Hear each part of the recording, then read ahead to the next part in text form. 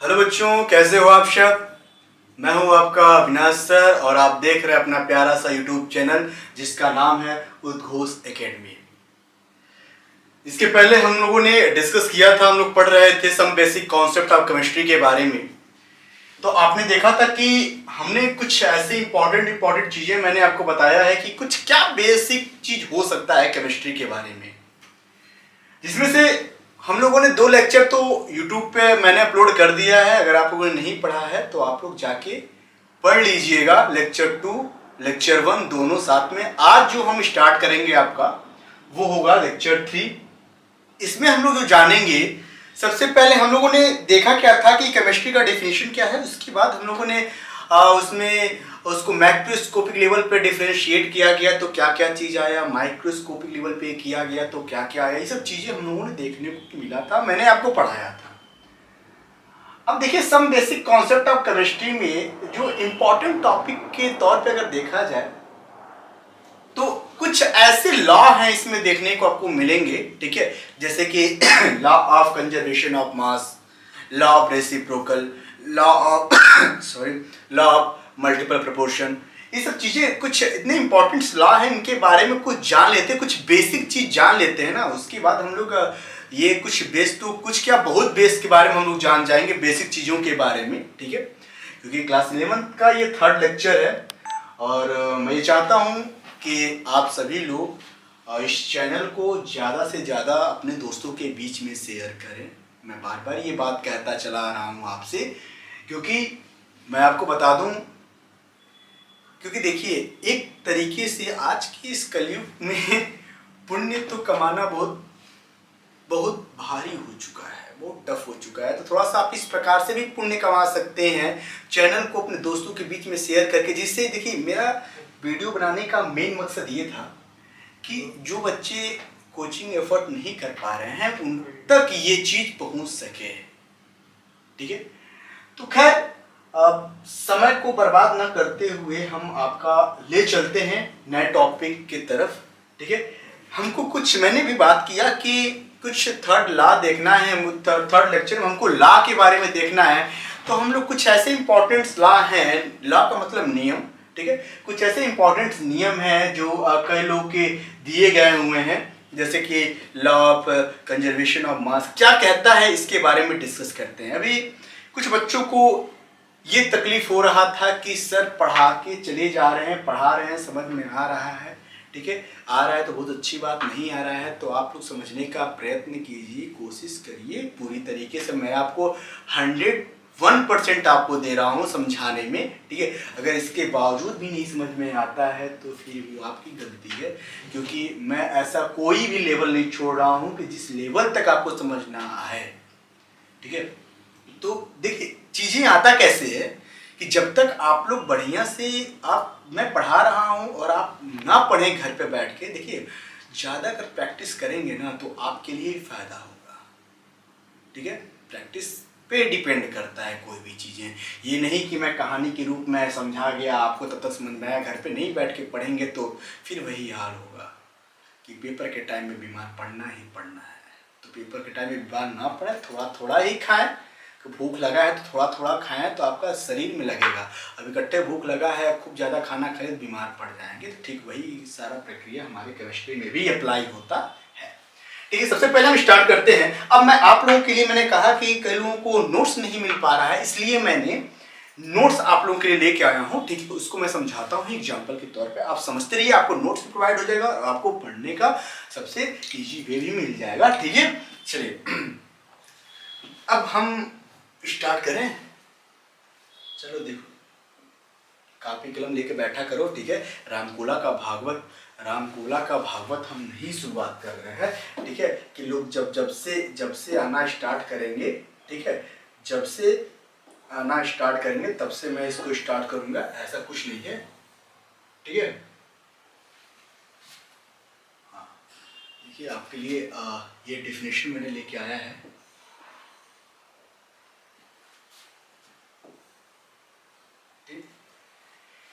यहाँ पे देखिए मैंने सबसे पहला नियम आपके लिए लेके आया हूं, क्या, लॉ ऑफ केमिकल कॉम्बिनेशन में, ठीक है, कि जो केमिकल रिएक्शन हो रहा है उसमें कौन कौन से नियम अप्लाई होते हैं, जिसमें सबसे पहला मैंने बताया क्या कि law of conservation of mass. Law of conservation of mass, law of conservation of मास कहता क्या है, आप देखिए लिखा है कि फॉर एनी केमिकल चेंज, ध्यान समझिएगा मैं जो कह रहा हूं वो मिलाइए, for any chemical change total mass of active reactant are always equal to the mass of the product formed.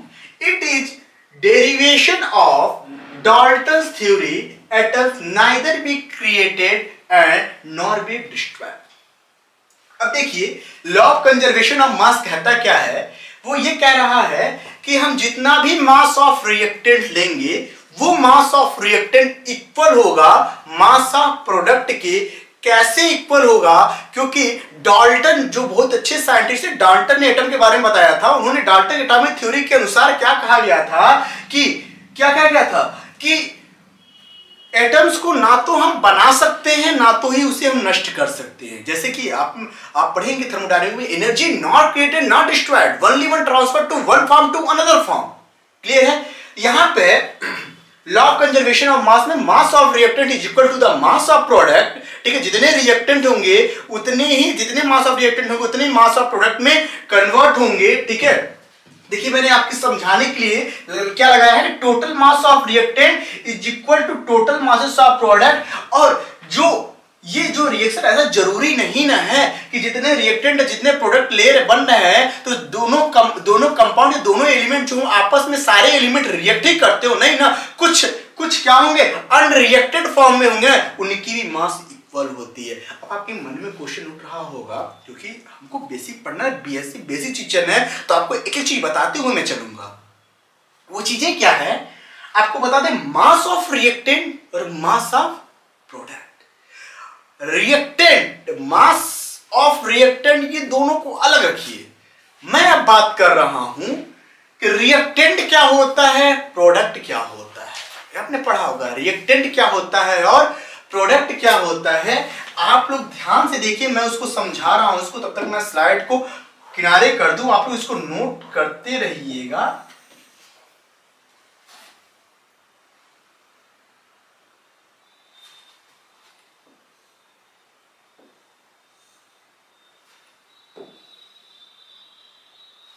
ठीक,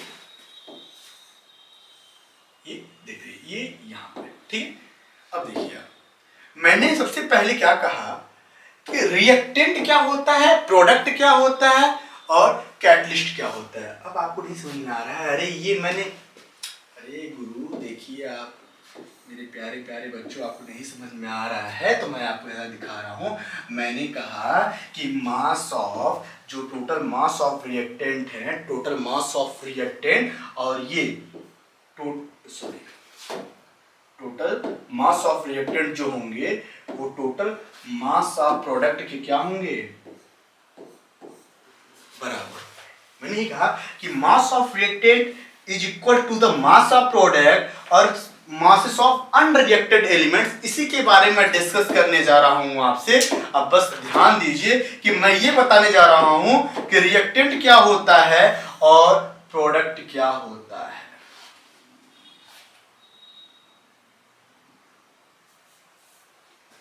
रिएक्टेंट क्या होता है और प्रोडक्ट क्या होता है। ठीक, mass of reactant is equal to the mass of product. अब मैं बात कर रहा हूं आपके मन में, what is the reactant, what is the product. मैंने एलिमेंट और कंपाउंड के बारे में डिस्कस किया। देखिए जब दो एलिमेंट आपस में रिएक्ट करते हैं, जैसे कि मान जाइए मैंने ये रिएक्टेंट होगा, ये किसमें कन्वर्ट होगा, प्रोडक्ट में। तीन चीज देखिए, केमिस्ट्री पढ़े, तीन चीज आपको देखने को मिलेगा, तीन चीज आपको देखने को मिलेगा, तीन चीज आपको देखने को मिलेगा। रिएक्टेंट कन्वर्टेड टू प्रोडक्ट क्या क्या होता है, सबसे पहला आपको देखने को मिलेगा रिएक्टेंट, दूसरा देखने को मिलेगा कैटेलिस्ट और तीसरा आपको देखने को मिलेगा। ये तीन चीज आपको बता दे बच्चों कि ये जो तीनों होते हैं, इन तीनों के बिना कोई भी केमिकल रिएक्शन नहीं होता है, कोई भी केमिकल रिएक्शन नहीं होता है। समझ में आया? अरे मैंने बताया कि जो रिएक्टेंट और ये प्रोडक्ट में कन्वर्ट हो रहा है, तो रिएक्टेंट क्या होता है, प्रोडक्ट क्या होता है, मैं डिस्कस करता हूं अभी। ठीक है, कैटलिस्ट क्या होता है डिस्कस करता हूं। मैं आपको सिर्फ इतना बताने जा रहा हूं जो इस नियम के अनुसार बताएगा कि law mass of reactant is equal to the mass of product. Reactant क्या होता है, प्रोडक्ट क्या होता है, उसके बारे में डिस्कस करते हैं। मैंने आपको कहा कि रिएक्टेंट के बारे में पहले डिस्कस कर लेते हैं कि जब दो एलिमेंट आपस में रिएक्ट करते हैं, जब दो एलिमेंट्स आपस में रिएक्ट करते हैं वो रिएक्टेंट फॉर्म में होते हैं। जैसे मैंने माना एक एग्जांपल ले लिया H plus Cl minus, H और Cl लिया, ये दो अलग अलग एलिमेंट हैं, ये दो अलग अलग एलिमेंट हैं। ये HCl आपस में मिलके क्या बनाते हैं, आपस में मिलके क्या बनाते हैं, HCl बनाते हैं। क्या बनाते हैं, HCl बनाते हैं। यहां पे H2 प्लस हाफ O2 यहां पे क्या बनाता है, यहां पे क्या बनाएगा, अरे बोलो क्या बनाएगा, इसका वाटर बनाएगा, बनाएगा ना। यहां पे नाइट्रोजन और हाइड्रोजन मिलकर क्या बनाएंगे, अमोनिया बनाएंगे। अब मैं रिएक्टेंट का फॉर्म बताता हूं आपको। यहां पे मैंने जो H प्लस और Cl लिया हुआ है, H प्लस और Cl जो लिया हुआ है, ये क्या है, ये क्या है, रिएक्टेंट है। ये क्या है, रिएक्टेंट है। और ये रिएक्टेंट ये किस में कन्वर्ट हो रहे हैं, HCl में कन्वर्ट हो रहे हैं। यानी कि जब दो एलिमेंट आपस में रिएक्ट कर रहे हैं उन्हें रिएक्टेंट कहते हैं। और आपस में मिलने के बाद जो नया तीसरा प्रोडक्ट, जो नया तीसरा कंपाउंड का फॉर्मेशन करते हैं, मैंने क्या कहा, मैंने क्या कहा, एक बार और सोचिए, एक बार और सोचिए, क्या मैंने क्या कहा कि जब दो एलिमेंट आपस में रिएक्ट करते हैं, रिएक्ट करने के बाद कोई नया तीसरा कंपाउंड बनाते हैं, उससे प्रोडक्ट कहते हैं। एक बार समझ लीजिए भैया, A प्लस बी मिलके जब C बना रहे हैं, क्या बना रहे हैं, ये जब C बना रहे हैं, A प्लस बी क्या बनाया है, C बनाए, तो A प्लस बी क्या है, ये रिएक्टेंट है और C क्या है, प्रोडक्ट है। बात समझ में आया। जब दो एलिमेंट आपस में मिलेंगे तो रिएक्टेंट कहलाएंगे, बोलो ना। जब दो एलिमेंट आपस में मिलेंगे तो रिएक्टेंट कहलाएंगे। और आपस में मिलकर जब नया तीसरा कंपाउंड का फॉर्मेशन करेंगे, क्या करेंगे, तीसरा कंपाउंड का फॉर्मेशन करेंगे, तो वो क्या कहलाएगा, क्या कहलाएगा बच्चों, वो प्रोडक्ट कहलाएगा। रिएक्टेंट प्रोडक्ट समझ में आया। अब मैं बात करता हूं कैटलिस्ट के बारे में। अब कहेंगे आखिर में सर इसमें कैटलिस्ट का क्या यूज है। आपको बता दें, कैटलिस्ट चाहे हमारा जीवन हो या आपका जीवन हो या केमिकल लाइफ हो, इन तीनों यानी कि हर चीजों में कैटलिस्ट की आवश्यकता होती है। अगर कैटलिस्ट नहीं होगा तो कोई भी कंपाउंड, कोई भी रिएक्टेंट प्रोडक्ट में कन्वर्ट नहीं हो सकता, नहीं हो सकता, नहीं हो सकता। बात समझ में आया। अब कैटलिस्ट क्या है, अब देखिए, अब जैसे कि मैंने ये समझ में आया। अब कैटलिस्ट का मैं आपको बताऊं बच्चों, मैं अगर आपको कैटलिस्ट के बारे में डिस्कस करूं, अब समझिए कैटलिस्ट के बारे में थोड़ा सा जान लेते हैं कैटलिस्ट क्या है। देखिए मैंने बार बार मैं आपसे ये कहता चला आ रहा हूं कि अब जो भी चीजें पढ़िए अपने लाइफ से रिलेटेड, अपने लाइफ को एक इमेजिनेशन की दुनिया में जाकर तो देखिए। एक इमेजिनेशन की दुनिया में, इमेजिनेशन का मतलब मैं सिर्फ इतना यहां पे कह रहा हूं कि इमेजिनेशन का मतलब सिर्फ आप जो यहां पे प्रेजेंट है अपने केमिकल की दुनिया में इमेजिनेशन करिए। जो मैं आपको बता रहा हूं, जो चीजें मैं आपको बोल रहा हूं, उस चीज का तुरंत आपके मन में फोटो बन जाना चाहिए, तुरंत फोटो बन जाना चाहिए। और सबसे बड़ी बात, अगर क्लास में बैठे हैं तो क्लास की ही बातों को सुने, जो मैं कह रहा हूं उसकी बातों को सुने। आप बाहर किससे लड़ाई की, किससे मित्रता की है, किससे हाथ मिलाए, किस लड़की से बात की, किस लड़के से बात की है, उन सब चीजों को भूल जाइए। अगर आप 1 घंटा बैठे हो तो 1 घंटा से मेरी बातों को सुनिए और बातों को सुनकर समझिए कि मैं कह क्या रहा हूं, क्योंकि मेरे हर एक बातों का अर्थ निकलेगा और हर एक अर्थ को आपको समझना जरूरी है। क्योंकि अगर आप नहीं समझेंगे तो बेसिक कॉन्सेप्ट ऑफ केमिस्ट्री आपका क्लियर नहीं होगा, नहीं होगा तो आगे आपके सामने, अभी तो आपका स्टार्टिंग है और आगे आपको बहुत सी विभिन्न परेशानियों का सामना आपको करना पड़ सकता है। ठीक है। अब देखो कैटलिस्ट का काम क्या है। मैंने कहा कैटलिस्ट क्या होता है कि जब रेट ऑफ रिएक्शन को बढ़ा देता है। मैंने क्या कहा कि रेट ऑफ रिएक्शन को क्या करेगा, बढ़ा देगा, या और क्या करेगा, रेट ऑफ रिएक्शन को घटा देगा, रेट ऑफ रिएक्शन को बढ़ा देगा या फिर रेट ऑफ रिएक्शन को घटा देगा। अब आप मेरी बात समझिए, थोड़ा सा आपके दिमाग में कुछ चीजें चल रहा है, चल तो बहुत कुछ रहा है, लेकिन इस केमिस्ट्री जो मैं टॉपिक पढ़ा रहा हूं उस टॉपिक से रिलेटेड आपके दिमाग में कुछ चल सकता है, नहीं दौड़ रहा है, क्योंकि आपका दिमाग यहाँ पे नहीं लगा हुआ है। मैं बार बार कह रहा हूँ अपने दिमाग को यहाँ पे लगाइए। आपके मन में क्वेश्चन ये उठ सकता है कि सर जब आप कह रहे हैं कि जब कैटलिस्ट का काम है रेट ऑफ रिएक्शन को बढ़ाना और रेट ऑफ रिएक्शन को घटाना, तो हमारे लिए क्या फायदा है? अरे भैया आपको पता है ना कि आपके लिए क्या फायदा है क्या घाटा है। इतना तो आप बड़े हो चुके हैं, आपको इस बात पता होगा कि आपके लिए क्या चीज करना फायदा रहेगा और क्या चीज करना घाटा रहेगा। आपके लिए पढ़ना फायदेमंद है या घाटा है, या घूमना आपके लिए फायदेमंद है या घाटा है, वो आप डिसाइड कर सकते हैं। आपको ब्रह्मा जी भी आके समझाएंगे कि बेटा कि इस चीज में फायदा इस चीज में घाटा है। अब आपके पास बुद्धि नहीं है तो आप अब तक नहीं समझे तो आप कभी नहीं समझ सकते कि क्या फायदा क्या घाटा है, क्योंकि अब आप बच्चे नहीं रहे, अब आप इंटर के स्टूडेंट हो गए। हाय किसके होंगे? 11-12 के बच्चे होंगे, ठीक है। अब आपके छोटे छोटे बच्चे, आपके घर में जो छोटे छोटे बच्चे होंगे, ठीक है, छोटे भाई होंगे, वो आपसे क्वेश्चन पूछेंगे। अगर आप आप सोचिए, अगर आप चुपचाप बैठे रहे तो सोचिए उन बच्चों की मन में आपके प्रति क्या भावनाएं उत्पन्न होंगी, ठीक है। इसलिए मन से पढ़ाई करिए। तो रेट ऑफ रिएक्शन को बढ़ा दिया, रेट ऑफ रिएक्शन को घटा दिया, मतलब देखिए कैटलिस्ट क्या होता है? कैटलिस्ट जो रिएक्टेंट को प्रोडक्ट में कन्वर्ट कर सकता है। जैसे जैसे जैसे जैसे ध्यान समझिए, जैसे कि मैंने अभी यहीं पे एग्जांपल लिया था, क्या H2 प्लस हाफ O2 मैंने लिया था और क्या बनाया था? वाटर बनाया था। क्या बनाया था? वाटर बनाया था।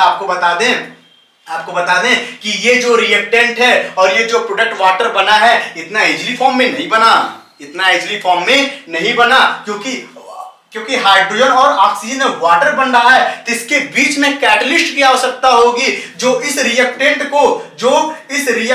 को किसमें कन्वर्ट कर रहा है? प्रोडक्ट में। किसके थ्रू गया होगा, कैसे बना होगा? क्योंकि यहां पे आपको बता दें कि जो कैटलिस्ट आपको देखने को मिलेगा प्लैटिनम कैटलिस्ट के प्रेजेंसिएशन में ये रिएक्टेंट प्रोडक्ट में कन्वर्ट होता है। हाइड्रोजन और ऑक्सीजन आपस में मिलकर वाटर का फॉर्मेशन करते हैं। यानी कि रिएक्टेंट क्या हुआ? हाइड्रोजन और ऑक्सीजन के दो अलग अलग एलिमेंट हुए, ये आपस में मिलकर एक थर्ड कंपाउंड का फॉर्मेशन कर रहे हैं जिसका नाम है वाटर, और जिसके प्रेजेंसिएशन में, जिसकी उपस्थिति में, जिसकी वजह से हाइड्रोजन और ऑक्सीजन वाटर में कन्वर्ट हो रहे हैं, उसे कैटलिस्ट कहा जाता है। और यहाँ पे कैटलिस्ट का सिर्फ काम क्या है? प्लैटिनम है।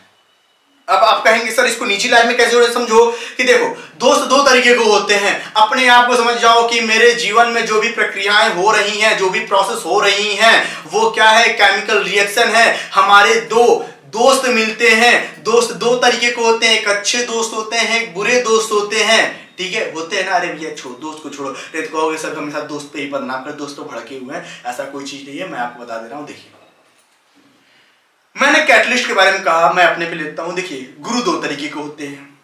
गुरु होते क्या हैं? जो आपको शिक्षा दें, वो गुरु होते हैं ना।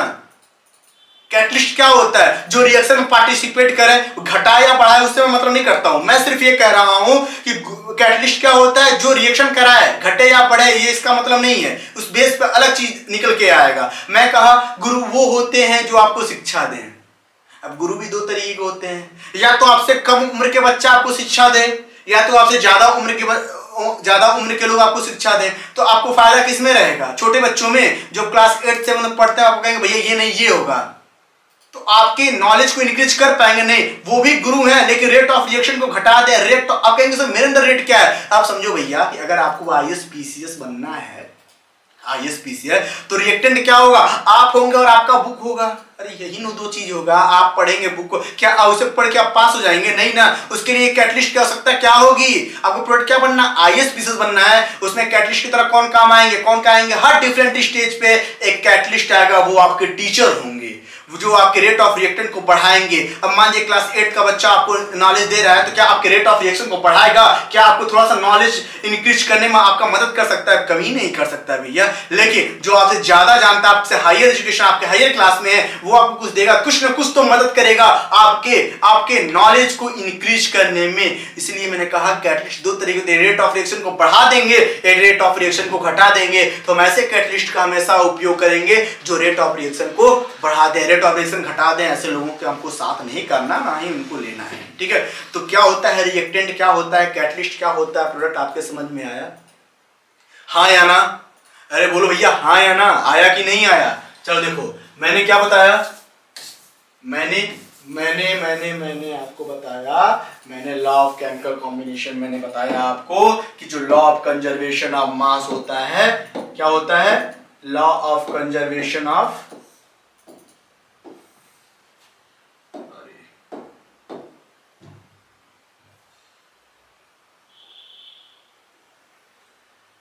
देख रहे हैं मैंने क्या कहा कि लॉ ऑफ केमिकल कॉम्बिनेशन में पहला लॉ हमने देखा कि law of conservation of mass में for any chemical change total mass of active reactants are always equal to the mass of product from derivation of the Dalton's theory atom neither be created nor be destroyed, ठीक है। जितना मास of reactant होंगे उतने मास of product का formation होगा। Dalton ने कहा था कि एनर्जी को ना तो एटम को हम बना सकते हैं, ना तो एटम को हम लोग नष्ट कर सकते हैं। अब चलिए, इतना समझ में आया? अरे आया कि नहीं आया? चलो आ गया तो बहुत बढ़िया, नहीं आया तो फिर से पढ़ना, ठीक है। चलो अब देखो, अब दूसरे लॉ के बारे में पढ़ते हैं जिसका नाम है लॉ ऑफ मल्टीपल प्रोपोर्शन। क्या है? Law of multiple proportion. ये क्या कहता है? ध्यान से देखिए, कहता क्या है कि when two elements combine to form two और more than two different compound.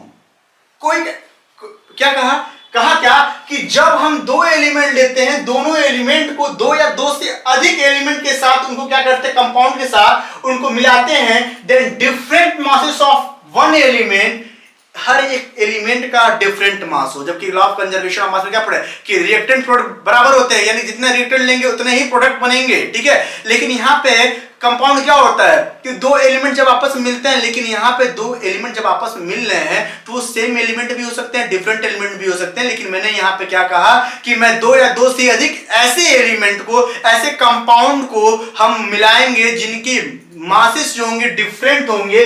One element which combined with fixed mass of the other element bear a simple ratio to one another. मैंने क्या कहा?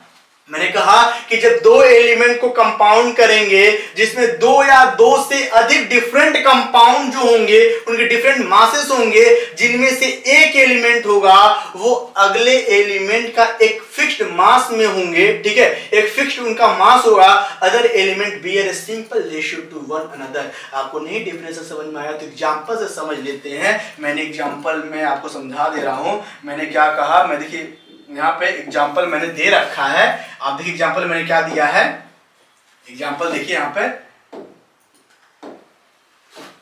मैंने क्या कहा कि यहाँ पे मैंने यहाँ पे, ठीक है, यहाँ पे कार्बन फॉर्म्स टू। मैंने कहा कि एक कार्बन है वो दो चीज के साथ रिएक्शन करता है। पहला क्या कर रहा है एग्जाम्पल में, पहला क्या कर रहा है कि कार्बन जो है वो ऑक्सीजन के साथ रिएक्शन कर रहा है। आप देखिए, आपको ऐसा बता दें, आप लिखते हैं कार्बन प्लस O2 CO2, ऐसे नहीं फॉर्म होता है बच्चा, ऐसे कभी नहीं होता है, ठीक है, कि कार्बन डाइऑक्साइड कार्बन डाइऑक्साइड बनाता है, ऐसा नहीं। दो स्टेप होता है। कार्बन पहले ऑक्सीजन के साथ रिएक्शन करे तो कार्बन मोनोऑक्साइड बनाएगा, फिर वो कार्बन मोनोऑक्साइड ऑक्सीजन के साथ रिएक्शन करेगा, तब जाके कार्बन डाइऑक्साइड बनता है। अब यहाँ पे मैंने जो चीज लिखा है, जो डेफिनेशन है, उस डेफिनेशन को मैं एग्जाम्पल के तौर पर समझाता हूं कि ये कार्बन है और ये ऑक्सीजन लिया, ये ऑक्सीजन लिया तो क्या बना, कार्बो मोनोऑक्साइड बना। अरे बना कि नहीं बना?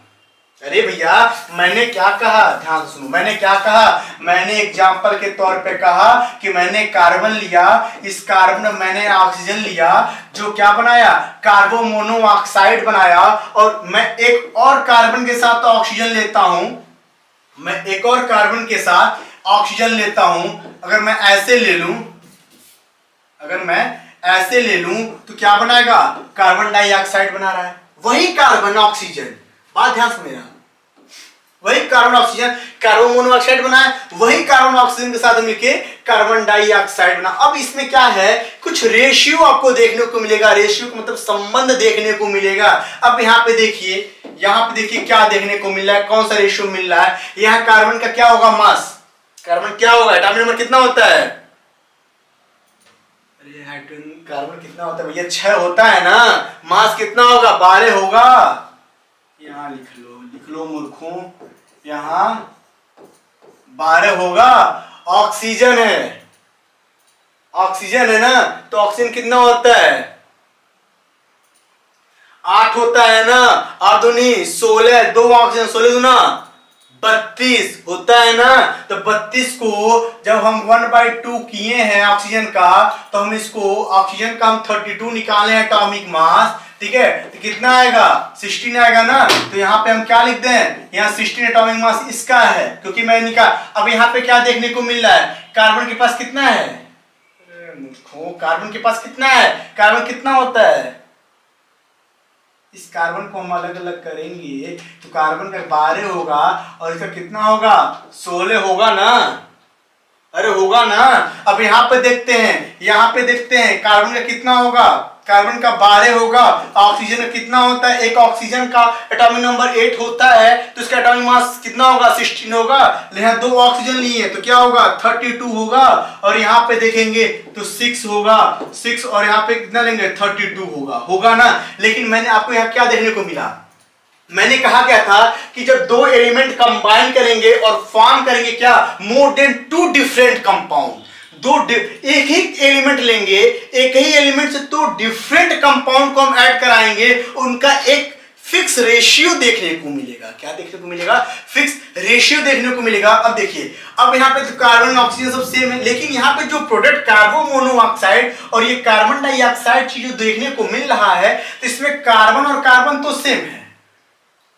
सॉरी, मैंने कहा क्या, मैंने आपको सिंपल में कहा कि ये कार्बन है, कार्बन के एटॉमिक 12 को इसको छोड़ना है, ठीक है। अभी ऑक्सीजन का रेशियो देखना है, क्योंकि एक एलिमेंट से जितने भी हम क्या लिखा है, जब एक एलिमेंट से, ठीक है, हम डिफरेंट मासेस के एलिमेंट को जब हम ऐड करा के जब प्रोडक्ट बनाते हैं, तो यहाँ से हम कार्बन ऑक्सीजन कार्बन मोनोऑक्साइड और कार्बन और ऑक्सीजन साथ कार्बन डाइऑक्साइड बनाए, तो यहाँ पे क्या, एक ऑक्सीजन का 16 और दूसरे ऑक्सीजन का 32 रेशियो बताना है। यानी कि 16 इंटू द रेशियो 32 आया, यानी कितना आया, कितने रेशियो में आया, अरे बताओ ना, कितने रेशियो में आया, इसका आया 1 इंटू द 2 रेशियो में आया। जो मैं लिखा है कि the ratio masses of oxygen carbon monoxide and carbon dioxide for mixed mass of carbon 12 is ये 16 इंटू 32 रेशियो, और ये क्या 1 इंटू द 2 रेशियो में आया। ये है आपका लॉ ऑफ मल्टीपल प्रोपोर्शन, ठीक है। अब अगला जो लॉ होगा, 1-2 लॉ और बचा है, उसको मैं नेक्स्ट वीडियो में आपको पढ़ाऊंगा, ठीक है। तब तक जाइए, पढ़िए और बार बार इसको रिवीजन करिए, ठीक है। चलिए।